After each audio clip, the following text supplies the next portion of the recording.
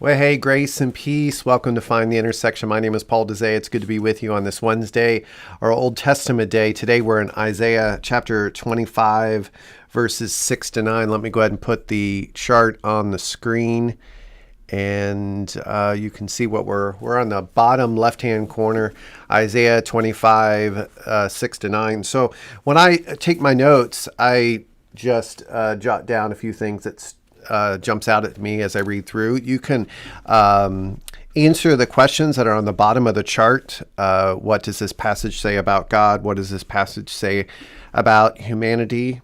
What do I need to change because of what I learned? And who do I need to share this with? Those are great questions to ask yourself and ask the text as you go through it.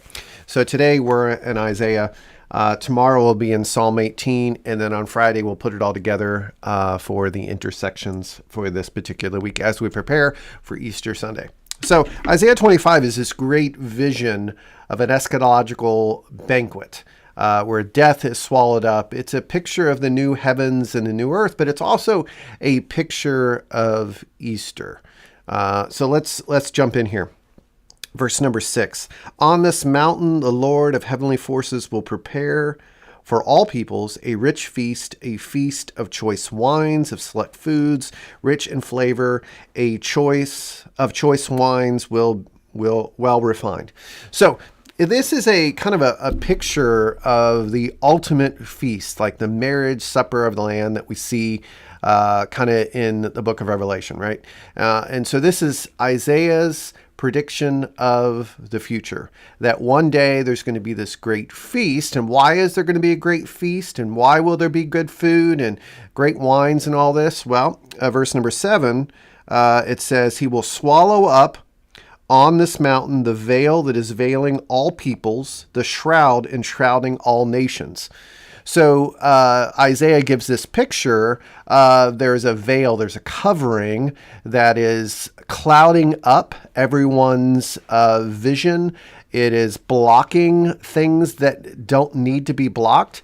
There's a problem, and God is going to take care of the problem once and for all. And in verse number 8, it says, he will swallow up death forever.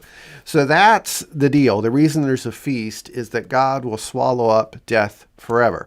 So this is a picture of the feast and the marriage supper of the Lamb. This is a picture of the great day in the future when Jesus comes back and the new heavens and the new earth. But it is also a picture of Easter, because what happens on Easter is that Jesus begins that event that we see in the end. It is at Easter that he swallows up death forever. And in a future day, when he comes back to complete what he started, we will all experience that resurrection that started with Jesus. And then verse number 9, actually verse number 8, he will swallow up death forever. The Lord God will wipe away tears from every face. He will remove the people's disgrace from the whole earth, for the Lord has spoken. So why are people crying? Well, they're crying because of death. And because of the elimination of death, death has been defeated. God will wipe away the tears from their eyes. We don't need to cry anymore. Our disgrace has been removed. The veil has been removed. God will wipe away the tears from our eyes because death has been defeated. So let's party, let's feast. And so that is a picture of this future event at the second coming of Jesus and the new heavens and the new earth. But it's also a picture of what Jesus began on Easter, their first Easter Sunday, the resurrection. He began a new creation. The new heavens and the new earth began in that garden, the resurrection garden. One of the things I want to point out here as we get into this text is to say that notice who Isaiah says will be included in this feast. It says, for all peoples. And then he talks about he will swallow up on this mountain the veil that is veiling all peoples. And then it'll say he will wipe away tears from every face. So there's definitely an inclusive. There is definitely something that involves everyone who wants to be a part of the feast, everybody who wants to be a part of what God is doing.